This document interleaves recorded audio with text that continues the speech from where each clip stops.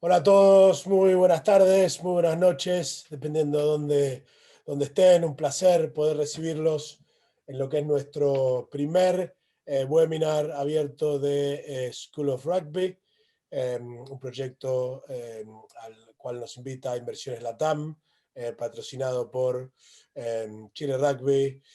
Todo el delivery de nuestros camps lo está haciendo Northampton Saints, y yo a través de Sudamerica Coach estoy haciendo el delivery de todo lo que es School of Rugby. Muy bienvenidos nuevamente a los que siguen conectando, casi unos 100 participantes registrados hoy a lo largo de todo Chile. Este es un programa abierto y gratuito para ustedes, entrenadores y entrenadoras de rugby en Chile. Muy bienvenidos y espero que podamos tener una tarde excelente. Para los que les gustaría escuchar el webinar en español, sí, tenemos aquí debajo un botón de interpretación, o aquí en estos tres puntos, dependiendo qué vista tengan en sus dispositivos, los cuales le va a poder permitir escuchar a Andrea, nuestra intérprete, que va a estar traduciendo de español, perdón, de inglés a español. Así que cuando empecemos a hablar en inglés van a poder cambiar. Mientras se siguen conectando un montón más de ustedes, les cuento que ya estamos en venta con los camps que se vienen en abril nuevamente, ¿sí? Vamos a estar en el Club Deportivo Alumni en esta oportunidad, ¿sí? El sábado y domingo 9 y 10 de abril, así que para niños y niñas entre 7 y 18 años los vamos a estar viendo muy pronto, y también el día miércoles 6 de abril de esa misma semana vamos a tener una estancia presencial de desarrollo para entrenadores y entrenadoras también en el CDA, en el Club Deportivo Alumni, a partir de las 18:30. Todo esto ya está disponible en la página web, que es schoolofrugbycl.cl, perdón. Así que nos estamos viendo muy pronto. La verdad que la pasamos muy bien en Chile la última vez que estuvimos, y no vemos la hora de regresar. Vamos a cambiar a inglés ahora. So, welcome everyone. It's great to have you on board on this first webinar of what is School of Rugby and School of Coaching. This is a free program that is going to last at least 1 year for all the coaches out there in Chile. We've got Conor Fleming tonight with us, and Chris Boyd. So Conor is the head of community at Northampton Saints, and Chris Boyd's our guest tonight, who's going to be telling us all his insights around the club. Chris is the director of rugby at Northampton Saints. But we'll start with Conor. Conor, how are you, mate? It's great to see you. Couple of weeks since we got back from Chile. How was it? What did you get from it? I know it was hard work. It was long hours in the sun. But tell us a little bit how you lived through that.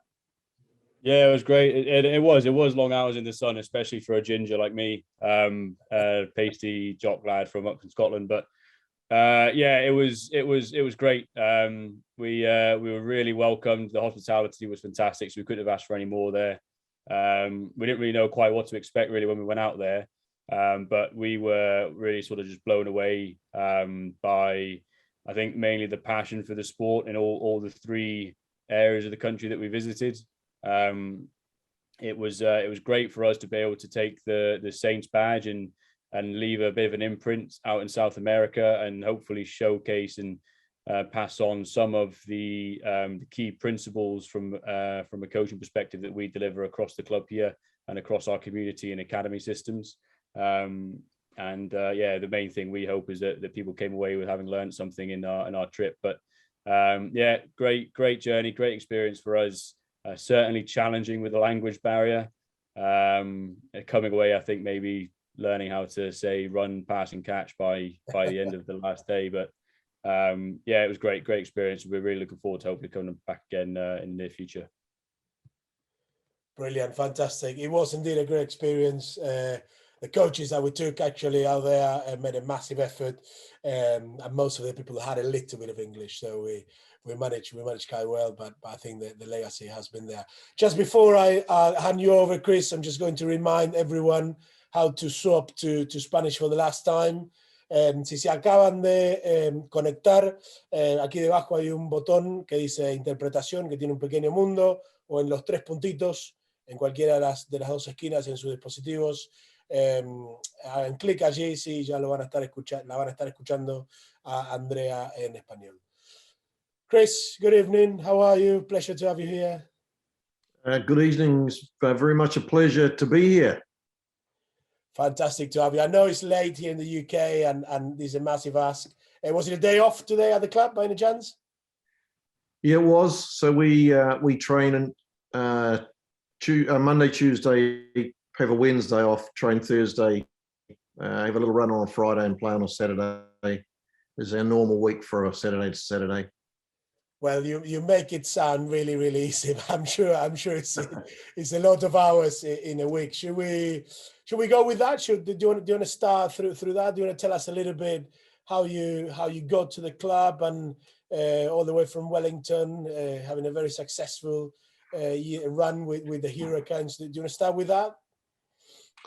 Yep, can do. First for all the coaches here. I have a deep admiration for the coaches that spend a lot of time. You put your time, effort in, free of charge, by and large. You know, I'm very lucky to be in the professional game. I coached 10 years in my club side, amateur, strictly amateur, when I finished playing, and that was through the 1990s. And then very lucky to get a job professionally, and have worked as a professional coach since 2003, so 20 years now. So I've been very lucky very honored and very privileged to incorporate my job with my love, really, and my passion. So as I say, I have deep respect for I know where you guys have been and where you are currently, because I've been there a long time ago. Brilliant. And I'm sure it's hugely appreciated, the fact that you're recognizing the Sunday morning warriors, like I call them, week in, week out, giving a lot back to the clubs. But so how was that transition then? How was that transition from community or grassroots to professional rugby? When I first became professional coach, people said that must be a lot of pressure, it must be tough, but to be honest, when I was coaching, as you call them, a Sunday warrior, I had 4 kids under 5 years old. I was trying to run a business, trying to run a rugby club. I'd gone back to university to do some more study, and that was much more pressure because there's a real life as well. So, as I say, it's when you can spend all your time and effort into the game, then it makes it very much easier. So that's why I do have a deep respect for those that give up their Sundays. Brilliant, fantastic. So from New Zealand to UK, differences, similarities. What can you tell us about Super Rugby in comparison to the Premiership? Yeah, no, it's all different. And I had 4 years with the Hurricanes in Wellington, and 2 years with the Sharks in Durban in South Africa, and now my 4th year here in Northampton Saints. Also did Tonga in the World Cup in 2011, and did the New Zealand under-20s for 4 years. And every team is different, and I think there's a culture that sits around the team and your environment, and a lot of that comes from the normal expectations of the people. So the people are different in England than they were in Tonga, than they were in New Zealand, than they were in South Africa. And so understanding what's important to the people in your group and making them happy and want to be part of a team is a really important part of putting any sports team together, I think. So yeah, they're all different. So it's interesting you mentioned the people, and I think lots of people would have the impression that in professional rugby that comes after the rugby player, if that makes sense. So what's the approach at Saints in terms of people first, which I know is pretty much the case, and how do you try to manage that with well, we've got to win on Saturday. There's no relegation in the Premiership for this year and the next one, but obviously you got to try to win the league as such. So how do you guys manage that? Well, I think if I take that back to where the Sunday Warrior coaches is, as a coach, you've got to understand what role are you doing? Are you trying to win? Are you trying to build a team? Are you trying to develop individuals? Are you trying to take kids off the street and give them something better to do? What is the purpose that you're involved in being a coach? So I think that's really important, and understanding why particularly young people, why they choose to give up their time to come. Because at the end of the day, if people aren't enjoying what you offer, is the reason they don't come back. So if they come and have a fun experience and they enjoy it and they enjoy what you do for them, then they'll want to come back. So I think that's the first thing, is what motivates you and what motivates people to be involved in your team. And so, yes, there's a whole lot of technical and tactical stuff and stuff around the team, but I think the belonging to the team part is as strong as, we call them the micro skills that make the game tick. And we can go either way on this, whichever you like. Please go for it. Go for it. Take us where you want to take it. We're yours for the next hour. So I think the first thing, if I'm asking, we'll have some questions, at the end, but I think for me, I would ask questions of you, and I'd like you to maybe write them down or consider them and try and relate them to your team.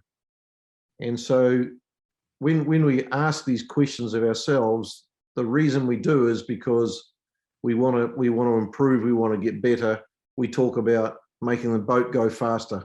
So we want everybody paddling in synchronization all together so the boat goes fast. So when you look at the things that might affect that, it might be your personal philosophy on the game, the way you want the game played, what's important to you. Do you like a territory-based game or a possession-based game? Do you like a physical game? Is it a game of space or is it a game of contact? So that's around your philosophy. That's got to marry in with your players. So if you've got big forwards, you're going to play a forward confrontation game. If you've got fast backs, then you're probably going to play a wider sort of game. So you've got to make sure your philosophy and your players, your team profile sit together. And then out of that, you make a plan on how you're going to play. And so that plan will incorporate, we talk about 4 pillars, and those 4 pillars are technical, tactical, physical, and mental. So because at the end of the day, when you're a coach and you're running a team, you might have 1.5 hours or 2 hours or 1 hour. So what is it that you need to do to make that team better? It might be that you just need to get them fitter. So that's a physical thing. It might be that you need to get them to have more skill. So that's a technical thing. It might be that they need to understand how to play the game better. So that's a tactical thing. And then, the mental part of the game is very big, but maybe not so much at the young end. So understanding what the need of your team is and what's going to make the boat go faster, and how you spend your 1.5 hours twice a week or whatever it is with that team, and make it fun, because I can't stress it enough. It's got to be enjoyable. Even as professionals, we have a lot of fun together.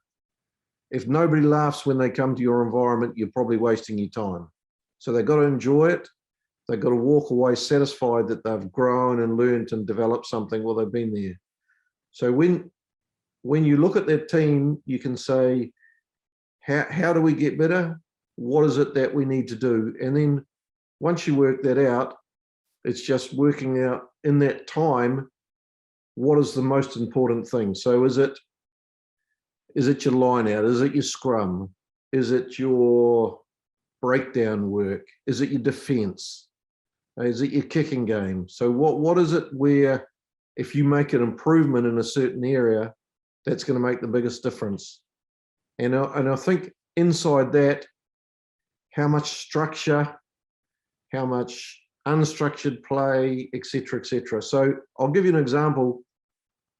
The 1 year in 30 years I've coached every single year since 1988 was the first year I coached rugby. Every single year I've coached. 1 year I didn't coach professionally from 2003. I coached my son's team at high school. All we did all year was basic skills, catch and pass, tackle, clean out, high ball catch, basic skills, and decision making at the ruck. You know, when to go and when not to go and when to try and get the ball, when not to try and get the ball. So all year we didn't do any other stuff except basic skills and ruck decisions, and we had a very good year. So you need to work out what is it in your group that makes the boat go faster. Fantastic. I'm just going to reiterate the fact that if people want to join the conversation on the chat box, that'd be fantastic. Chris, really interested to know how do you balance those things in a competitive environment in terms of we can have all the fun in the world, but then we've got to win on Saturdays. Well, that's part of your philosophy. You know, it might be that developing team spirit, developing, making people fit into a team. It might be getting people better at their skills. Might actually be more important than winning and losing, and it can't be like that at professional high performance level because you get judged on winning and losing. But I don't think we should lose sight of the fact that you should always be really careful about how you measure your success. What does success look like for you? Now, success for me by nature has to be winning and losing because it's full-time professional. But I think I get as much success by seeing the improvement, particularly of our young guys, where they come in as, you know, they come into the academy at 17 or 18 years old, and now some of them are playing for England, for their country, and you see the growth of those people not only as rugby players but as people. So, you know, you see a young man come in who suddenly goes from a boy to a man. It's very satisfying. So for me, people growing and developing and getting better and wanting to get better all the time is equally as important as winning. Brilliant. I know there's lots of questions that you guys been sending prior to this when you signed up.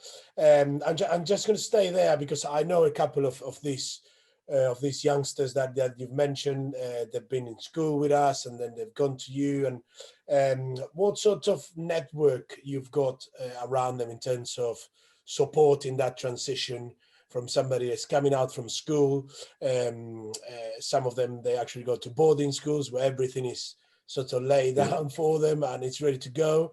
And then going into this environment with the Codley laws and the Dan Vigors of this world.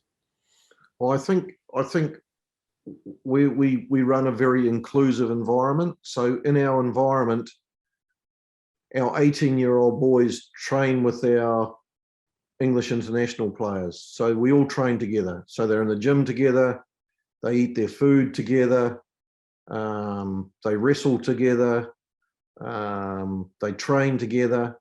When we go and play, they sleep in the same room together. So it's fully integrated. So peer learning, where they learn off each other, is as good as, or even better than, coach-driven learning. So self-guided learning, or self-discovered, or when they can work it out for themselves between them, it's a very good way to learn. So that's why we must always be careful that we don't just constantly tell people what to do and how to fix it. Sometimes we've got to let them try and solve those problems themselves.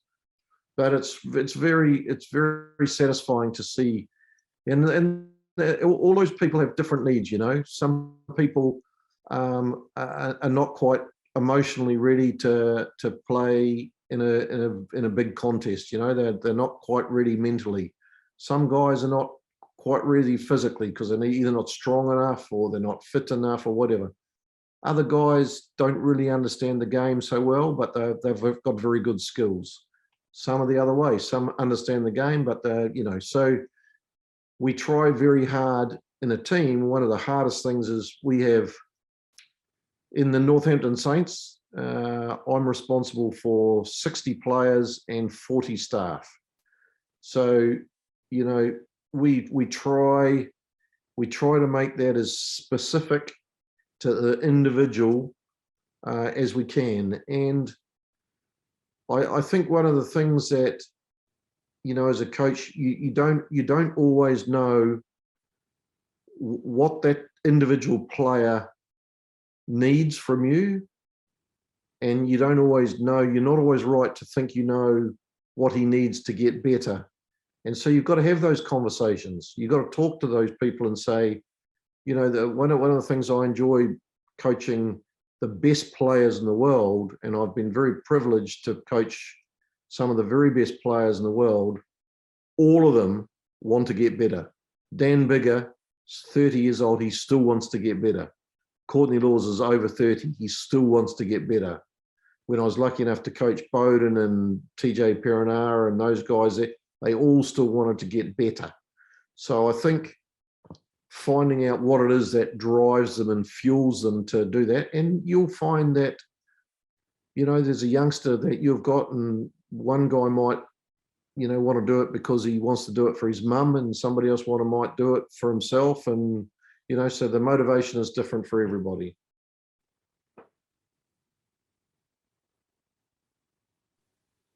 Apologies, I lost my mouse for 10 seconds there. Brilliant, Chris. Thank you so much for that insight. Juan Martin has got his hand up, not literally but virtually, from Santiago in Chile. Juan, great to see you. What's your question, mate? Yes. Good evening, Chris. I have two questions about what you were talking. I think here we are in an amateur rugby, but when you coach first division, we have the same problem than in professional rugby. We need results. It's about losing and winning, and we have also to develop people. It's very important, as you say, how you make work these two words together. How in this development process you can forget that you have to win, that you need the result, because for example here in Chile we have the option of a relegation or this kind of things. And the second question is, you talk about the environment. How do you build the environment? You say to the player what kind of environment you want, or you build this with the players? Okay, I'll start with the environment first. I think the best analogy I can use, or the best example, is you put a seed in the ground and you give it some water and you have some sunlight and you get some nutrition from the soil. And if you get all those three things, the seed will just grow. So for the seed to grow in a rugby team, you have to provide some things that will encourage that to grow. So hard work, fun, making sure everybody's aligned and they understand, good clear communication, good clear planning and organization. So everybody, so you can do all these little things that are like putting more fertilizer on the seed, and eventually it'll grow. And if you have one thing missing, then it won't. And so you can't grow a culture. A culture grows itself when you put the right things around it. And I can't emphasize enough this debate around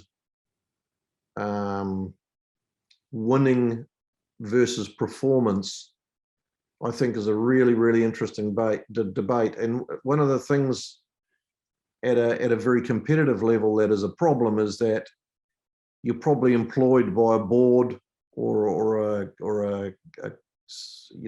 organization that will probably be very impatient for results. And if you try and spend too much time to grow the performance, maybe you get sacked and you've got no job anymore. You've got no job anymore before you get where you want to go. So it's a problem. But everybody wants to win. Everybody wants to win always. That's the nature of sport. It's a contest. Sometimes the other team's just better. We've won our last 2 games. The 3 games before we lost, we probably played better in the 3 games we lost than in the 2 we won, but we were playing against a better team. I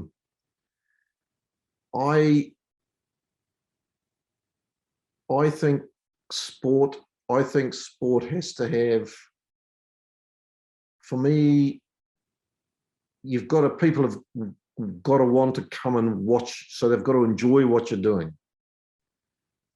For me, I think one of the things for me, the difference between, say, New Zealand and England,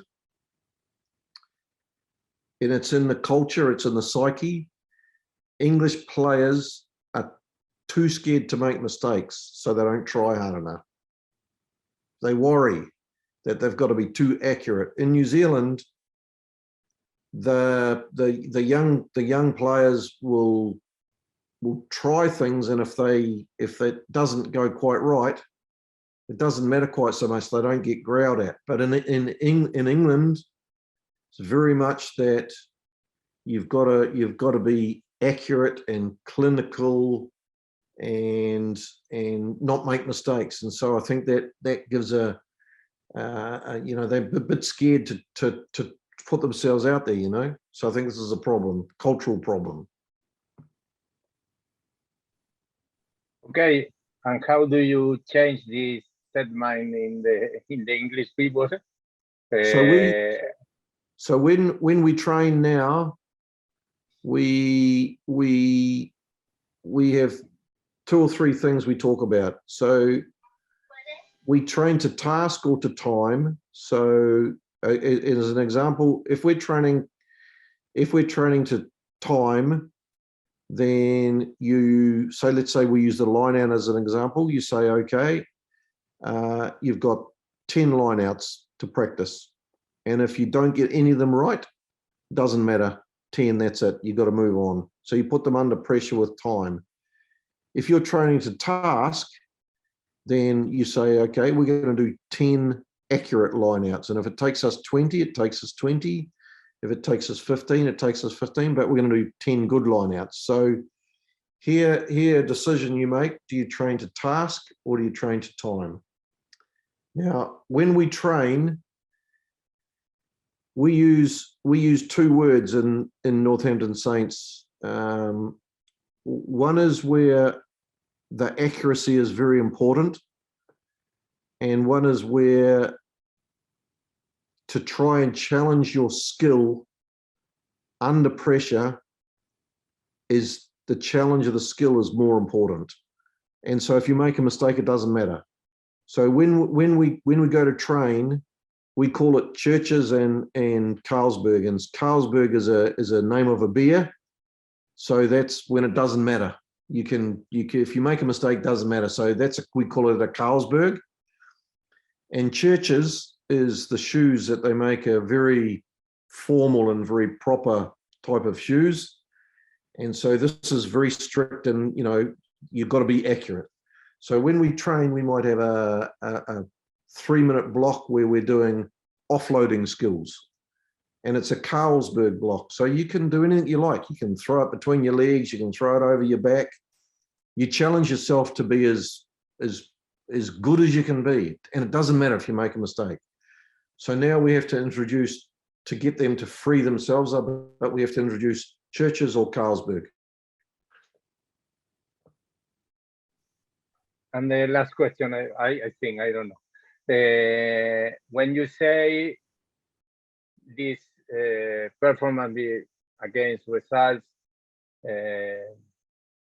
how much you involve your players in how you plan the game, the week, and what's happened when the results are not good, and it's began to be your problem, because as you say, you are going to lose your job, not the players. Yeah. How is the balance there between what you say the players to do, what you receive from them, the feedback? So we again, because we're full time and everyone's there, we're very lucky. So on a Monday morning, we have strategy group meetings. So we have a line-out meeting, a scrum meeting, an attack meeting, and a defense meeting, and a kick strategy meeting. So at the same time, we got the 5 coaches to have 5 different meetings, and those coaches with players, 5 or 6 players, they reflect back on last week's performance in their little area, and then they plan the week coming up. So it gives the players, empowers the players to have ownership. So if it goes wrong, they can't say, they weren't part of it. And it goes right and it goes well, then they can feel that they've made a contribution. So I think in a young and inexperienced group, you can spend a lot of time trying to get players to buy in, to understand. But I think the more the players are involved in the plan and they feel part of it, the more they're connected to it, and the more they're going to be. So how we run our week and how we run our year and how we run our month, we have a senior players group that we talk around that. Do we need to train harder? Do we need to train longer? Do we need to train less? Do we need to train more set piece or less set piece? Do we need to train more defense or more attack? There's not just the coaches talk about that, but the coaches talk after every training session. We sit down, have a cup of tea, and talk about how did that go? What did we achieve? What do we need to do to get better? What's the most important thing? Because at the end of the day, the question you got to keep asking, what's going to make the boat go faster? Because there's no point in doing 5 minutes of this and 5 minutes of that and 5 minutes of this and 5. But if the real problem is one thing, get that thing right. So we're constantly trying to work out, with the time that we've got, what is the most important thing for us to develop? Little skills, big skills, game understanding, whatever it is.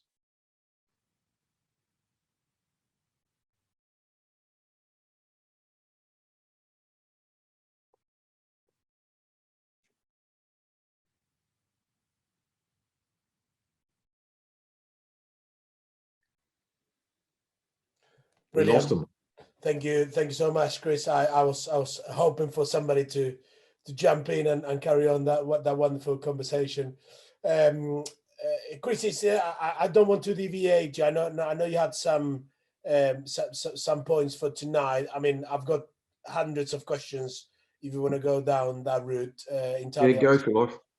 So you touch base on Mondays, which is really interesting. What do you tend to do the rest of the week? If let's say in a week that you play on a Saturday, and also to piggyback on that, what is the role of the game as such, as in to playing games as such within that week? With playing games, sorry. Yeah, with playing games, if you want to call it this sort of debate between going through drills and versus playing the actual game or a condition game or something like that. Yeah. So one of the things that I think is really important to understand is that people learn in different ways. And short story, there are 4 different ways that people principally learn. Either read, write, so they write it on a piece of paper, and most academics are read, write. They oral, so they listen. You can talk to them, they listen. They're kinesthetic, so they need to do it. They need to go out and do it. So most athletes are kinesthetic learners, so they learn by doing things. So we do a lot of what we call Tai Chi, which is walking through our plans and our understanding. So rather than stand in a classroom and lecture to them, we'll go out to the field and walk through it. Now, we do that a lot. On a Monday, when we're still recovering from a Saturday, we'll come in, we'll have meetings in the morning, strategy meetings and different meetings. We'll have a team meeting where we review last week's performance and we sow the seeds for the week coming up. The boys will go to gym and do a weight session or a gym session, depending on what they need to do. Some of them do recovery. And then we have a big Tai Chi session in the afternoon. And then we do skills. So one of the things that I think is a misconception or a misunderstanding, even at the highest level, as an example, when our backs do unit training, they do catch pass in a drill a lot. Just practice their core basic skill a lot over and over and over. But we also put pressure on it by having somebody run up against them, or we put pressure on it by they can do a short pass or a backdoor pass or whatever. So constantly we're challenging skill execution under pressure. When you take time and space away, can you still execute your skill? And even at the highest level, we spend a lot of time early in the week doing what we call micro skills, the small skills that build up to the game. Tuesday's a little bit more units, so the forwards will do scrum, line out, kick off receipt. And the backs will do strike, attack off, line out, and scrum, etc. So they'll do unit stuff, but still skills as well. And then we play a lot of games. So we play a lot of 15 on 15 or 5 on 5 or 10 on 10. But every game's got a purpose. So we're trying to get them to pass with width, or we're trying to make sure that the first arriving player gets over the ball really quickly. So, we might have play 2 over touch, where it's a touch game, where if they don't get somebody over the top of the ball, then you penalise them. So we have a lot of games as well. So our training week is divided up into micro skills, unit skills, small-sided games, and full-on 15 on 15 team training, where we do our strategic stuff.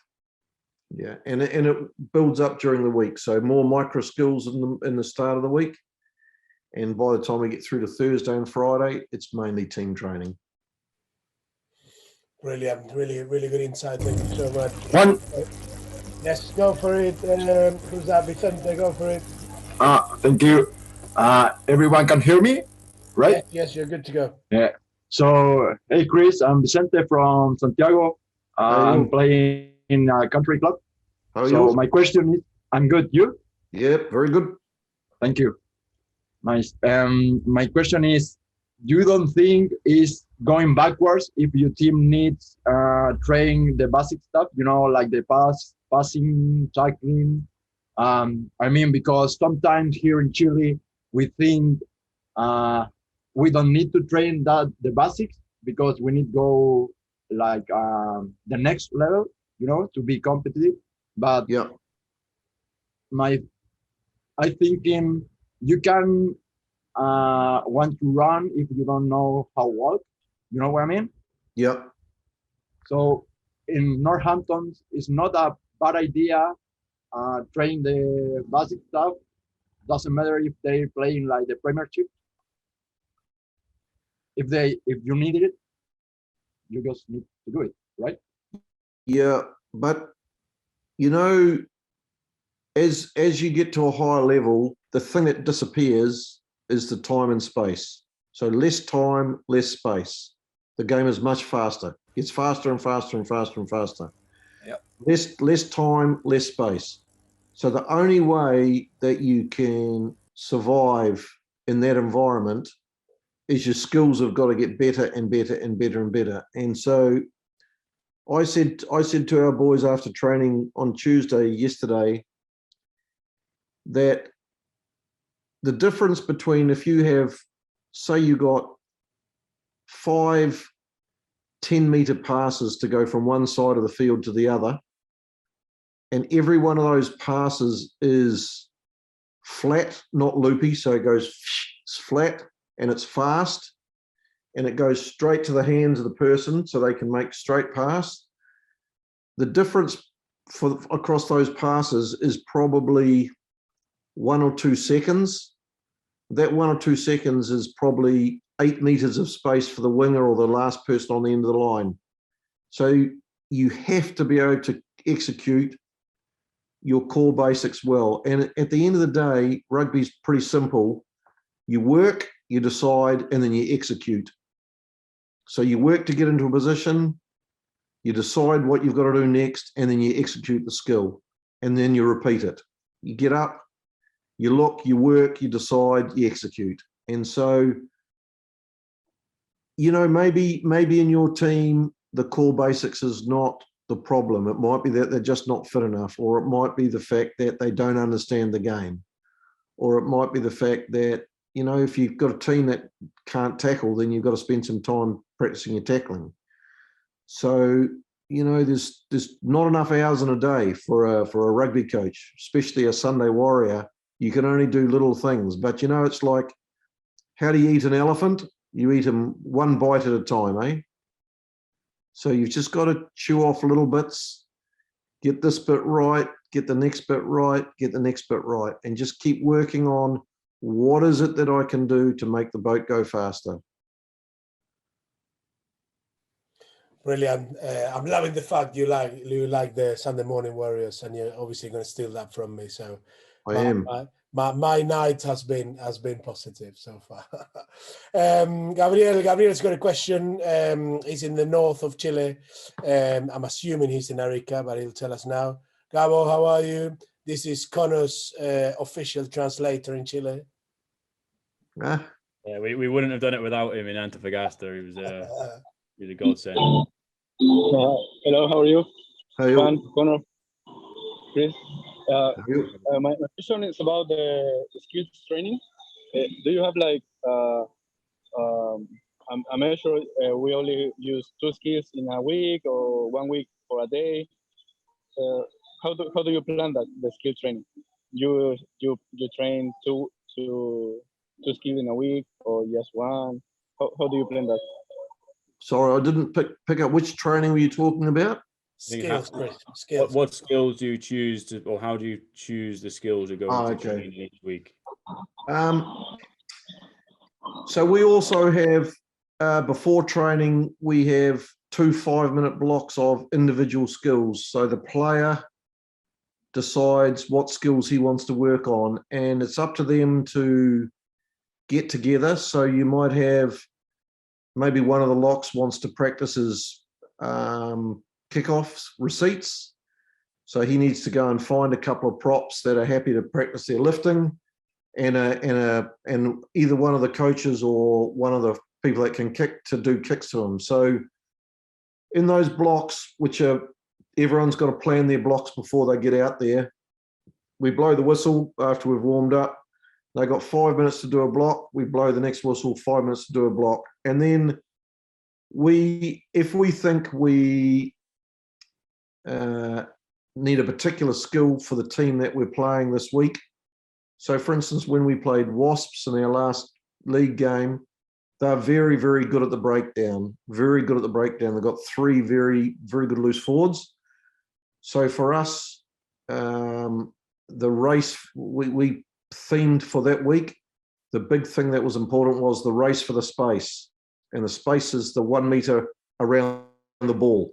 So we practiced in 3 or 4 different ways in different scenarios where people had to race to dominate that piece of space for the game, because it was going to be really important in the game. Maybe you go and play Saracens, who do contestable kicks from the halfback a lot.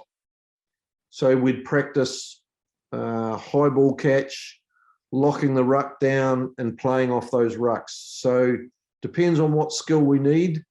The little micro skills we try and do, we can afford to be pretty organized, eh? So we do a drill that might take 90 seconds. And then we've got another coach who's got something else set up somewhere else on the field. The guys run over to that and they'll do that little drill. So you can get through a lot of little bits if you've got enough area and enough organization. Fantastic.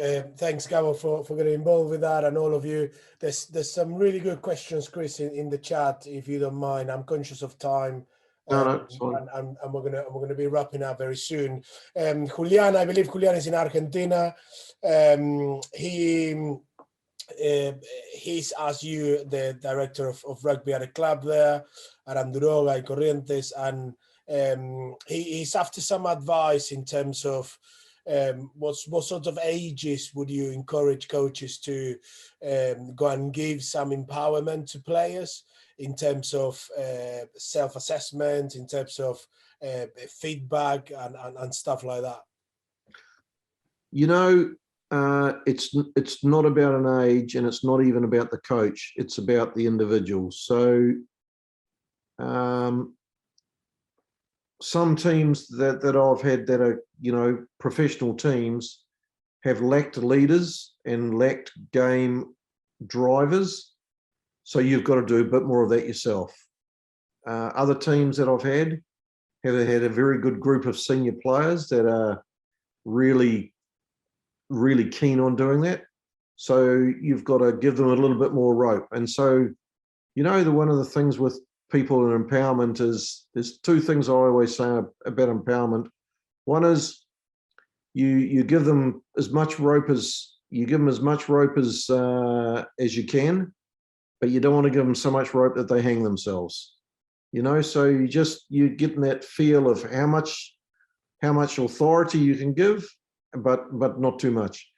And I think the thing you must remember about empowerment always is that when you lose the right to make the decision on the empowerment, then you've lost control. So you've still got to be the one that decides who gets empowered, when, and for what reason. While you're in control of that, empowerment's wonderful. When the players start telling you, then you've lost control of the team. And that sometimes is quite a fine line. So I've seen, I did the New Zealand under 20s for 4 years. The team that we took to Italy in 2011 that won the World Under 20 tournament, went on to have 23 All Blacks in it, was a team that could run itself almost. The next year's team in 2012 went to South Africa, has only produced 3 All Blacks out of that team, and they had very few leaders in that group, and I found I needed to be far more, that's a real balance, because in the under 20s program in New Zealand, it's about growing and developing for the future. But you can't afford to be growing and developing and losing in the international stage either. So the empowerment is about the individual. It's not about you as a coach, because sometimes you empower, sometimes you don't. It's about what the capacity and capability of the individual is and the group of individuals. Awesome stuff. I'm going to go to Hans' question. He's down at the very, very bottom south of Chile. I think that's where the well actually finishes. His club is UMAG. And he wants to know, Chris, your relationship as director of rugby at a Premiership club with the coaches the coaches of the future, really, the coaches in the academy, at the development centers, and the younger guys. I think inclusion is really powerful. So we have 6 senior coaches, and we have 4 in the academy group. Like we do with the young players that are integrated into the full program, our academy coaches are integrated into our program as well. You know, some of them are very comfortable as academy coaches, are very comfortable to work with the senior players. Others are not quite so comfortable. So a couple that aren't quite so comfortable, in the off season, you know, I give them little tasks and little roles to do with smaller groups and grow them. So I think one of the most rewarding things as a coach is seeing the development not only of players but of the people around you. So, you know, I empower my coaches to make decisions. You know, it's very inclusive. There's no height. It's not hierarchical. We have a lot of discussion. You know, it's one of the things in an organization, your communication can be by meeting, which is a formal way, or it can just be by conversation. We have a lot of conversations that they're a bit grey. They're not very structured. But they get really good information out of them. So, you know, how strictly you run your coaching group, how strictly you run your team group, whether you're a black and white sort of a man or whether you're a grey and you're happy to let things a little bit more arty, you know, whether, you know, do you think coaching is art or science? I don't know. It's a bit of both, isn't it? Well, I think it depends what kind of artist and what type of scientist you are. Chris, I'm gonna try to wrap it up. I'm gonna try to combine 2 questions from Gabriel and from Gustavo from Poppy. They want to know about how you try to develop scanning and sort of perception, and if that's something that is important for you guys at the club, and also in terms of I think it's a bit of a cliche in terms of debates. Are you pretty much about the sort of the whiteboard, and this is what you guys do, this is the structure, versus all right, play what's in front of you, kind of thing? And I hope I made that justice. Yeah. So the problem with play what's in front of you is that not everybody sees the same thing at the same time. And so when you're playing a team game that requires people to react off what other people do, if I see something and you don't see it and I make a decision and you don't, then particularly in defense, but also in attack, then, you know, that leads to problems. The benefit of having structure is that by and large, you know what you're going to do and the opposition doesn't. So typically from scrum, line out, kick-off receipt, and aerial kick, we will have a plan that everybody knows what's going on for somewhere between 2 to 4 phases. So that's a structured environment. Having said that, inside that structure, there's always an option. So it's nothing's got one option on it. So if you come off a line out and you hit the middle of the field and you open up both edges, as an example, you make a decision whether you go the same way or whether you come back again. If you go the same way and you get to the 15-meter line, there might be a decision whether you go around the corner or whether you come back in short or whether you come back. So we have structures where everybody knows their roles, but that can change. Now, it's a very good question, because when I was in South Africa, they didn't like to play like that. They wanted it totally and absolutely structured. So if it was a 3-phase play that went round the corner, round the corner, round the corner, it didn't matter what the defense did, you went round the corner, round the corner, round the corner. Or if it was a 2-phase play where you went round the corner and then came back the other way, if the other team hadn't overfolded and the space was still going the same way, the South African boys wouldn't like to change it. They were very structured around what they wanted to do. New Zealanders play much more about what they see. And so if you're going to play on the hoof and play what you see, then you've got to try and upskill people to know where to look, to know how to interpret that, because what you're looking for is opportunity and space. Where to look for, and then how to communicate that, and then how to do something with it. So I think there are positives for both methods. I think England is very much more, South Africa is the most structured, England then more structured, less structured, New Zealand the least structured.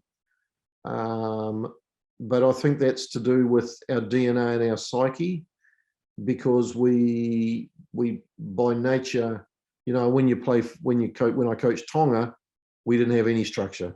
You just play, you know. So it's cultural. I don't know. In Chile, is the Chilean mentality around structure, or is it around laissez-faire and jouer and play what you see? What is the mentality of a Chilean? Well, I mean, we were lucky enough to spend some time with Selcam, which is their professional side, which is now playing the South American League, and it looked like you said, it looked like they had 3 or 4 phases to try to get out of jail, and then they will try to go from there. But it was very physical, wasn't it, Connor? Yeah, there was a lot of full goo training for 3 days in a row. I know I'd have been sore after that. Yes, I know. You know, that's another question that you've got to ask in a professional environment. How many minutes of full-on contact training is beneficial? At what point does it become where too much of it's now having an impact on performance on a Saturday? You can't avoid it completely because you've got to practice, you know. So that level, we have several levels. Again, I think clarity is really important. When you're doing a drill, is it Churches or is it Carlsberg? You know, is it really strict around, you know, or are we going to allow some creativity? It's the same. If everybody knows what the level of physicality is, it might be, we have body on in front, biff, which is body in front. We have shoulder on. We have 2-hand touch. You know, we have full goo.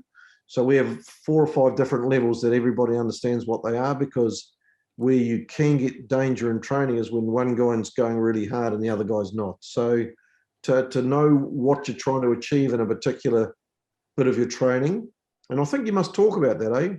So we're going to go now and we're going to do a 5-minute session. What we want to achieve in this session is ABC. It's going to be, these are the rules around this session or this block. This is the outcome, and then everyone's all aligned. So that clarity of training, I think, is really important. And at the end of the day, we're trying to replicate as close as we can during the week to what we're going to get on a Saturday. Perfect, Chris. I'm going to jump in there, and I think just on behalf of everyone here, certainly myself, it's just a huge thank you for giving your time up this evening. It's been invaluable. It's been great to listen to you. I think from my point of view, I've been at Saints now for it'll be 8 years this year. So I've seen the club from when Chris has come through, and some of the ideas that he's brought in that we've seen transcend through academy and we replicate through some of our community programs as well, have been really impactful. And I think you see that from not just from what the academy do, but actually from watching the team play on a Saturday. And I think Chris touched on something that's really important, is creating a game that people want to come and see. And we've certainly seen that. I think he's also got a really great way of putting things across that sometimes we complicate our sessions and how we want to approach our coaching, and just really simplifying them, which I think is a really key message in particular, finding what are the core handful areas you need to improve on and not try and focus on too many all at once. The elephant analogy was fantastic. So yeah, thank you, Chris. I certainly really appreciate the time. I'm sure Juan will add a bit on the end here. And just a reminder to everybody, well, hopefully there's some more camps going on back in April in Chile, and some of us will be back out in October as well. And then Matt Ferguson, one of the other coaches at Northampton Saints, will be joining us for a second webinar in April on the 27th. Brilliant. Pleasure to be here, and go the weekend, go the Sunday Warriors. Absolutely, mate. We'll leave with that. Thank you so much for your time. If I can ask everybody to open their mics and send their thank yous and their love to Chris, and all the best for the weekend and the rest of the championship. Chile for the World Cup, eh? 100%. Yes. I'll be there. Hey. Thank you, everyone. Thank you very much. Thanks, mate. Thank you, guys. Cheers. Chao. Yeah, Gracias. thank you. Bye, guys. Hasta Thank you. luego. Muchas gracias. Gracias. Buena charla. Muchas gracias por el tiempo.